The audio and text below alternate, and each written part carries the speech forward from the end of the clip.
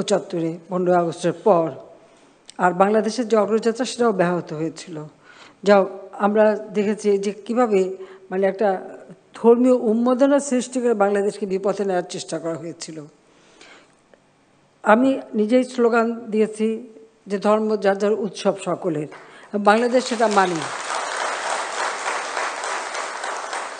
এবং আপনারা জানেন যে আমাদের বৈশাখী পূর্ণিমা, আমরা পয়লা বৈশাখী নববর্ষ, এটা আমরা উদযাপন করি।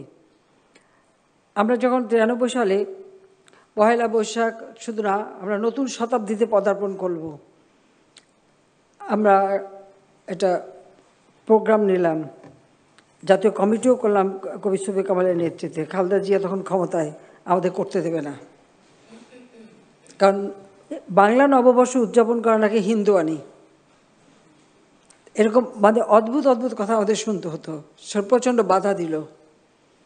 তো বাংলাদেশের মানুষ কিন্তু বাধা দিলে বাধা মানে না, যদি সেটা ন্যায়সঙ্গত হয় সেটাই করে। একরকম জোর করে কিন্তু আমরা সরহদী উদ্যানে ঢুকলাম এবং তখন হাজার হাজার মানুষ, এবং আমরা দিবসটা উদযাপন করলাম। এখন আমরা কিন্তু এই পহেলা বৈশাখ এই উৎসবটা আমরা করি, এবং উৎসব করার জন্য আমরা রাষ্ট্রীয়ভাবে কিন্তু এটা এখন পালন করি। কারণ এই একটা উৎসব, এখানে কিন্তু ধর্ম বর্ণ নির্বিশেষে সকলে মিলেই আমরা করি। এটাই হচ্ছে সবথেকে বড় জিনিস, যে আমরা প্রত্যেকে এই উৎসবটা করি। আর যার যার ধর্মীয় অনুষ্ঠানে বাংলাদেশের সবথেকে সুন্দর জিনিস হলো প্রত্যেকটা মানুষ কিন্তু সব ধর্মের উৎসবে কিন্তু যোগ দেয়।